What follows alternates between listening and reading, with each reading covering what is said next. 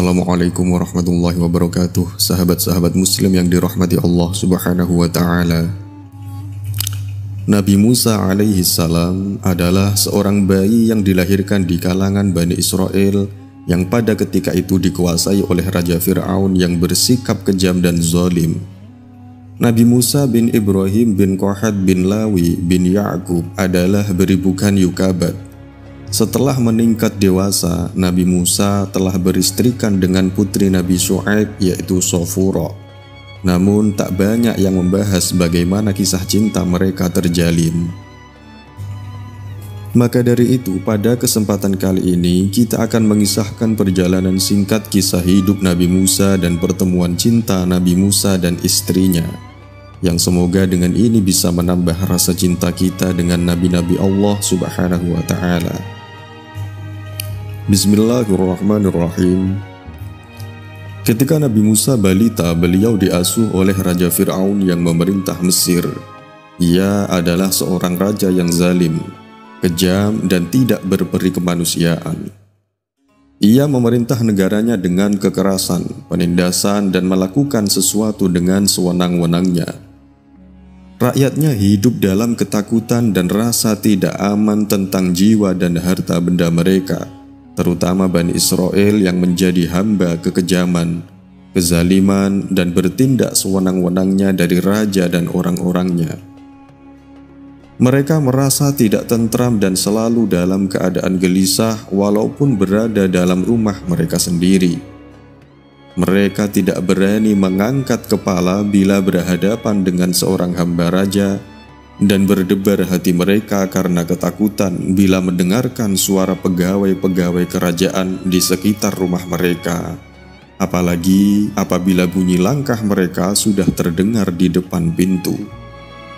Raja Fir'aun yang sedang mabuk kuasa yang tidak terbatas itu bergelimpangan dalam kenikmatan dan kesenangan duniawi yang tiada taranya, bahkan mengumumkan dirinya sebagai Tuhan yang harus disembah oleh rakyatnya. Pada suatu hari, beliau telah terkejut oleh ramalan seorang ahli perbintangan kerajaan yang dengan tiba-tiba datang menghadap raja dan memberitahu bahwa menurut firasat ilmu astronominya, seorang bayi lelaki akan dilahirkan dari kalangan Bani Israel yang kelak akan menjadi musuh kerajaan dan bahkan akan membinasakannya. Raja Fir'aun segera mengeluarkan perintah agar semua bayi lelaki yang dilahirkan di dalam lingkungan kerajaan Mesir dibunuh dan agar diadakan pengamatan yang teliti sehingga tiada seorang pun dari bayi lelaki tanpa terkecuali terhindar dari tindakan itu. Maka dilaksanakanlah perintah raja oleh para pengawal dan tentaranya. Setiap rumah dimasuki dan diselidiki, dan setiap perempuan hamil menjadi perhatian mereka pada saat melahirkan bayinya. Raja Fir'aun menjadi tenang kembali dan merasa aman tentang kekebalan kerajaannya setelah mendengar para anggota kerajaannya bahwa wilayah kerajaannya telah menjadi bersih dan tidak seorang pun dari bayi laki-laki yang masih hidup. Ia tidak mengetahui bahwa kehendak Allah tidak dapat dibendung dan bahwa takdirnya bila sudah difirmankan kun, pasti akan wujud dan menjadi kenyataan fayakun. Tidak sesuatu kekuasaan bagaimanapun besarnya dan kekuatan bagaimanapun hebatnya dapat menghalangi atau menggagalkannya.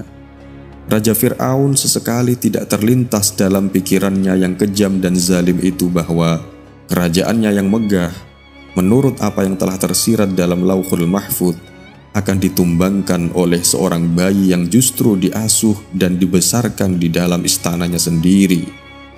Akan diwarisi kelak oleh umat Bani Israel yang dimusuhi, dihina, ditindas, dan disekat kebebasannya. Bayi asuhnya itu ialah laksana bunga mawar yang tumbuh di antara duri-duri yang tajam, atau laksana fajar yang timbul menyingsing dari tengah kegelapan yang mencekam.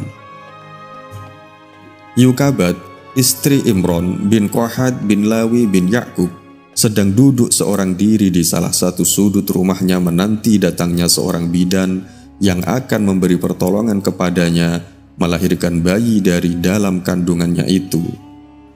Bidan datang dan lahirlah bayi yang telah dikandungnya selama 9 bulan dalam keadaan selamat, segar dan sehat walafiat. Dengan lahirnya bayi itu, maka hilanglah rasa sakit yang luar biasa dirasai oleh setiap perempuan yang melahirkan.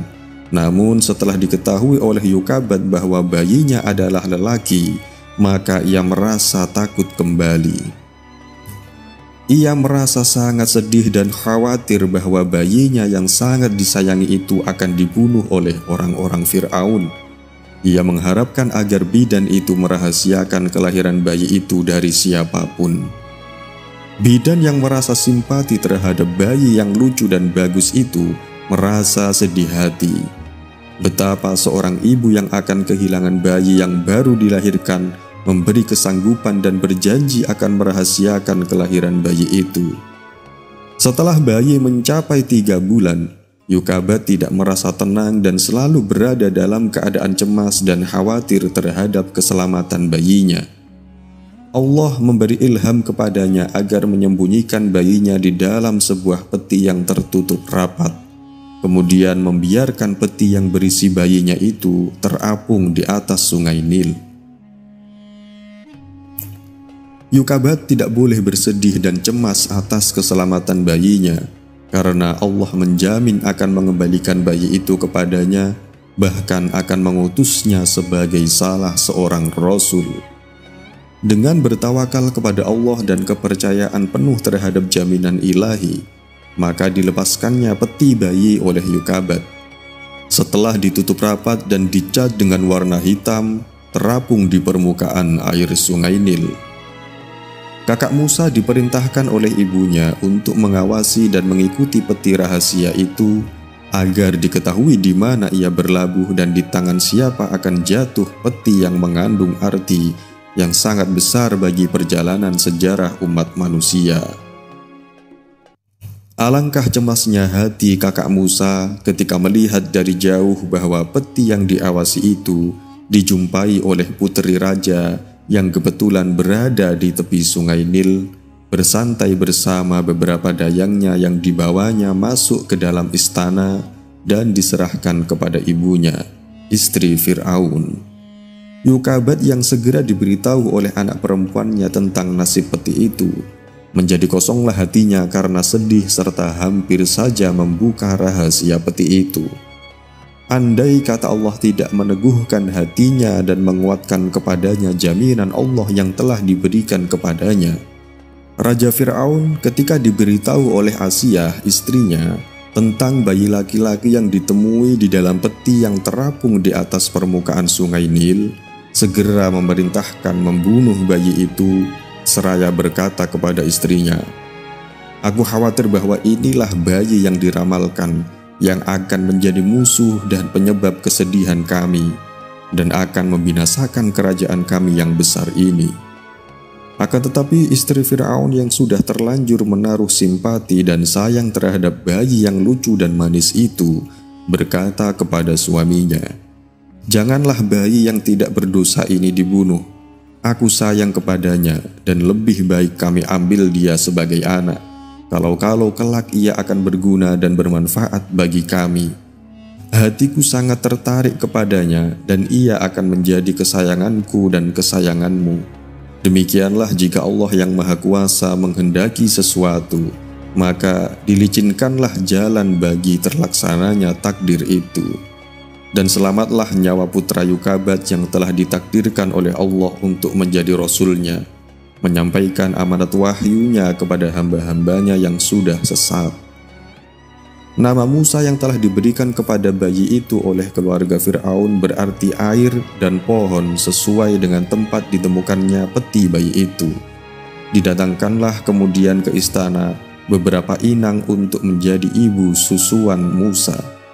Akan tetapi setiap inang yang mencoba dan memberi air susunya ditolak oleh bayi yang enggan menyebut dari setiap teks yang diletakkan ke bibirnya.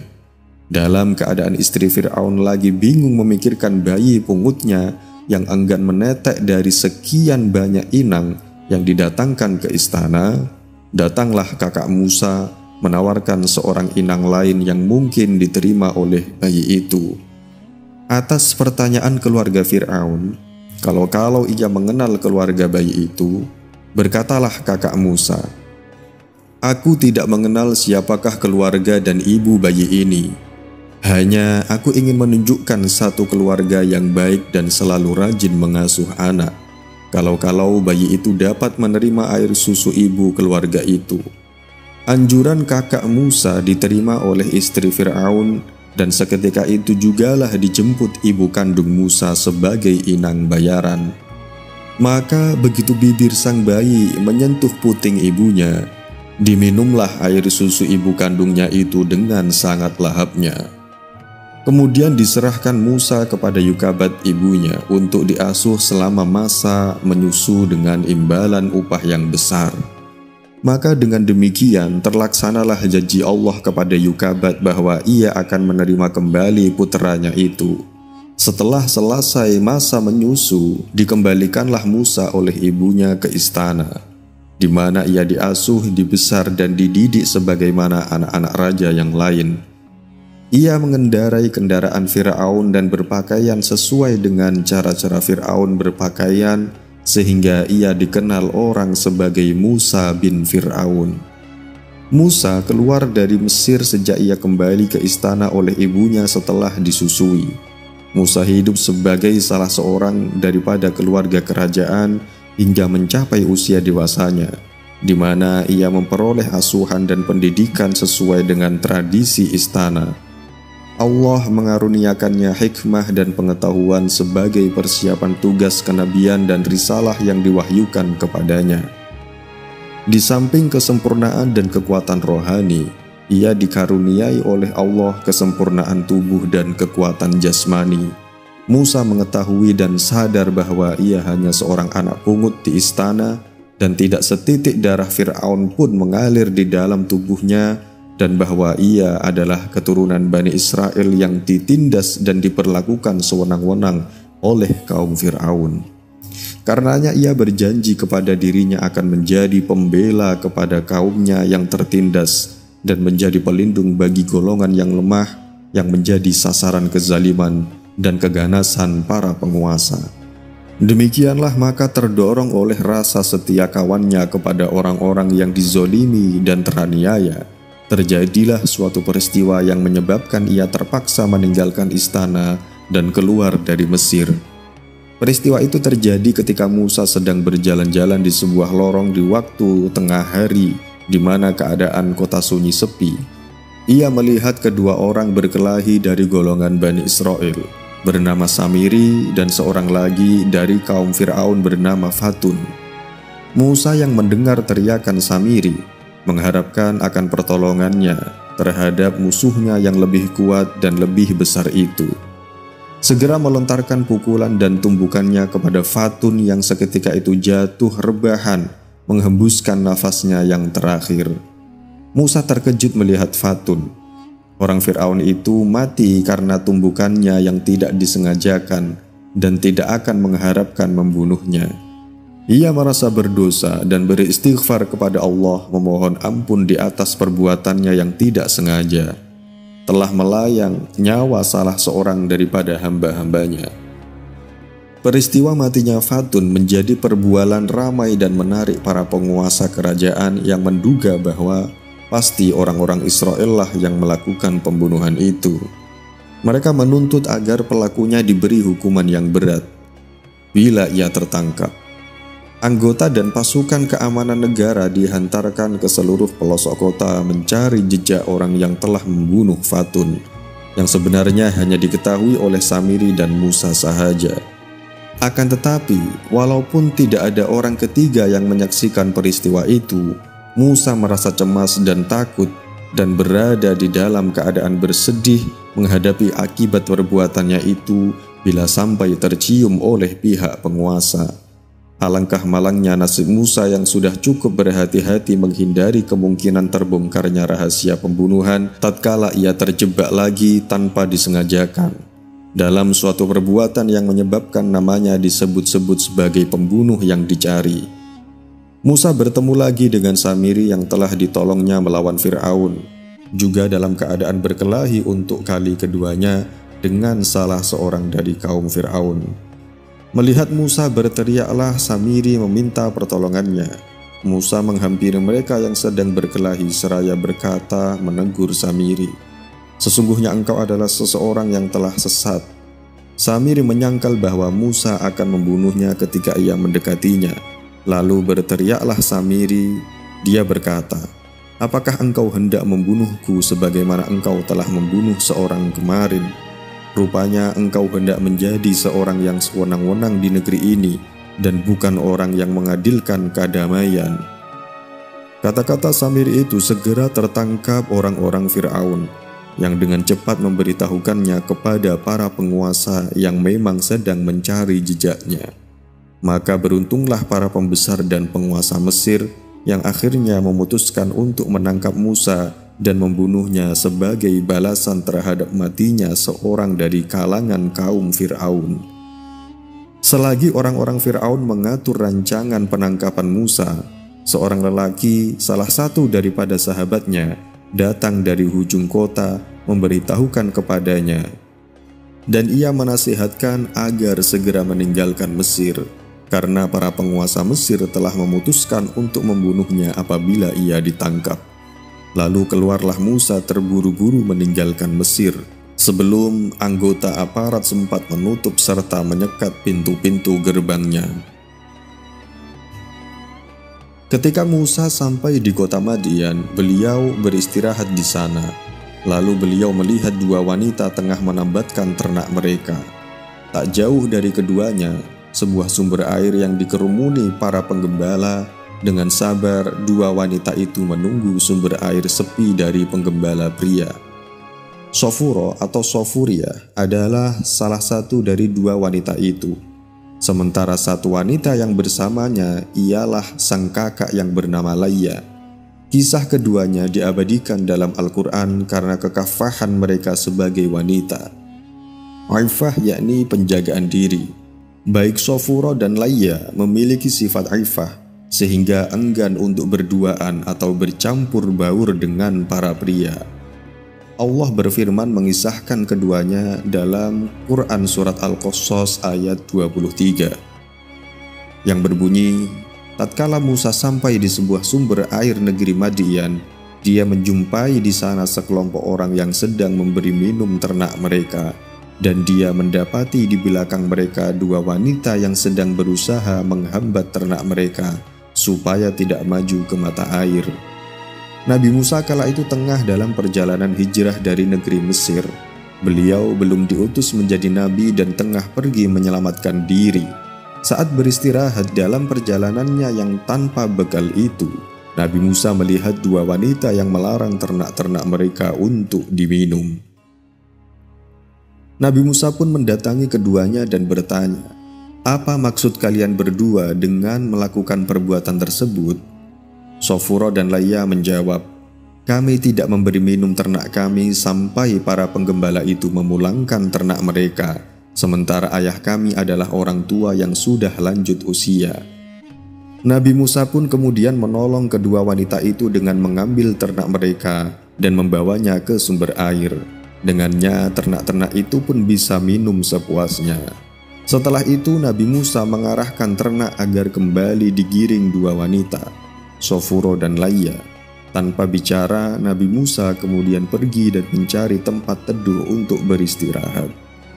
Sofuro dan Layya begitu gembira karena dapat pulang ke rumah lebih cepat. Ternak-ternak mereka telah segar dan kembali ke kandang. Biasanya mereka pulang sangat sore karena harus menunggu sumber air sepi dari penggembala pria. Jika kakaknya, Layya, tak merasa momen itu spesial, Sofuro justru sebaliknya.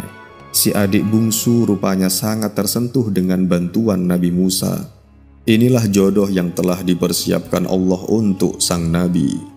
Begitu tiba di rumah, Sofuro sangat bersemangat menceritakan sosok pria yang membantunya.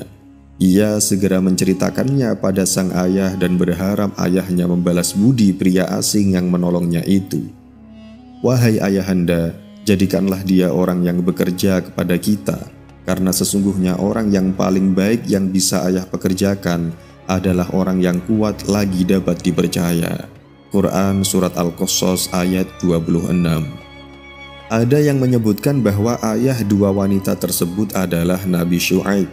Namun Imam Ibnu Katsir menjelaskan bahwa masa pengutusan Nabi Syuaib dan Nabi Musa berjarak sangat lama dan tak mungkin bertemu.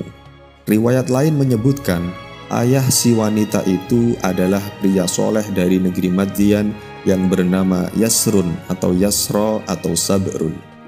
Mendengar penjelasan putrinya, Yasra pun bertanya, "Apa yang kamu ketahui tentangnya?" Sofuro pun menjawab, "Dia sendirian mengangkat batu yang baru bisa diangkat oleh 10 orang." Saat berada di sumber air tadi, Nabi Musa memang sempat mengangkat batu yang menutup mata air. Batu itu sangat besar sehingga orang-orang tak sanggup mengangkatnya. Namun Nabi Musa dengan mudahnya memindahkan batu besar itu. Ternyata saat itu Sofuro melihatnya. Ayahnya pun setuju untuk mempekerjakan Musa. Ia kemudian meminta Sofuro untuk memanggil si pria penolong yang dimaksudkan putrinya. Sofuro bergegas mencari pria yang tadi menolongnya dan membuatnya terpesona. Ketika di hadapan Nabi Musa, Sofuro pun berjalan malu-malu dan menutup wajah dengan lengan jubahnya. Kemudian datanglah salah satu dari kedua wanita tadi kepada Musa dan dia berjalan dengan malu-malu. Dia berkata, "Sesungguhnya ayahku memanggilmu untuk membalas kebaikanmu, memberi minum ternak kami." Quran Surat Al-Qasas ayat 25. Berjalanlah Sofuro dan Musa ke rumah Yasro. Jarak antara mata air dan rumahnya sekitar 3 mil. Jarak tersebut sangat cukup membuat wanita dan pria terfitnah satu sama lain jika jalan berdua. Namun baik Sofuro dan Nabi Musa adalah orang pilihan. Mereka memiliki keimanan dan kesalehan yang kuat. Sofuro adalah wanita iffah yang menjaga dirinya, pun dengan Musa calon utusannya. Sofuro berjalan terlebih dahulu agar Musa berjalan jauh di belakangnya. Namun kemudian Nabi Musa takut terfitnah jika melihat wanita di hadapannya. Sang Nabi lantas berkata, "Berjalanlah di belakangku. Kalau aku menjauh dari jalan yang seharusnya, lemparkanlah kerikil kepadaku agar aku mengetahui jalan yang benar dan bisa mengambil arah dengannya." Riwayat lain menyebutkan, Nabi Musa berkata kepada Sofuro, "Berjalanlah di belakangku. Aku ini laki-laki Ibrani. Tidak boleh menatap bagian belakang perempuan. Tunjukkan kepadaku jalan ke kanan atau ke kiri." Demikianlah keduanya berjalan tanpa berduaan dan jauh dari fitnah, hingga tiba di tempat tujuan. Di sana sang ayah Yasra sudah siap menyambut pria yang dielu-elukan putrinya. Sambutan hangat diterima Nabi Musa meski statusnya sebagai pria asing yang tak diketahui asal muasalnya. Nabi Musa pun kemudian mengenalkan diri dan mengisahkan ringkas apa yang ia alami. Nabiullah menceritakan kisahnya di Mesir dan alasannya berhijrah hingga singgah di negeri Madyan. Betapa bahagianya Nabi Musa ketika Yasra berkata, "Janganlah engkau takut, karena engkau telah selamat dari orang-orang zalim itu." Makanan lezat pun kemudian dihidangkan kepada Musa. Namun Nabi Musa menolaknya karena ia tak mengharapkan imbalan apapun dari bantuannya memberi minum ternak. Padahal saat itu, Nabi Musa amat sangat lapar. Beliau pergi dari Mesir tanpa bekal apapun. Selama perjalanan jalan kaki hingga Madyan, wilayah di antara Yordania dan Palestina, sang Nabi hanya makan sayur dan dedaunan. Kelelahannya jelas nampak dari penampilan sang Nabi Bani Israel tersebut. Yasra pun makin kagum dengan sosok pemuda di hadapannya. Ia pun berkata kepada Musa bahwa hidangan tersebut bukanlah upah, melainkan jamuan untuk memuliakan tamu. Nabi Musa pun akhirnya bersedia menyantap jamuan yang dihidangkan. Setelah bercakap-cakap, ayah Sofuro pun kemudian berkata kepada Nabi Musa, "Sesungguhnya aku ingin menikahkanmu dengan salah satu dari kedua putriku ini, atas dasar engkau bersedia bekerja kepadaku selama 8 tahun. apabila engkau menyempurnakan menjadi 10 tahun, itu adalah kebaikan darimu. Aku tidak ingin memberatimu, dan engkau insya Allah akan mendapatiku termasuk orang-orang yang baik. Quran Surat Al-Qasas ayat 27. Masya Allah, kisah Shafura dan Nabi Musa begitu indah. Nabi Musa menerima tawaran itu dan menikahi Shafura. Selama 10 tahun, Nabi Musa pun tinggal di negeri Madyan. Keduanya hidup bahagia dan dikaruniai keturunan. Kelak, ketika masa nubuah hampir tiba, Musa membawa serta keluarga barunya, yakni istri tercintanya, Shafura dan anak-anaknya, ke kampung halaman Musa di negeri Kinanah.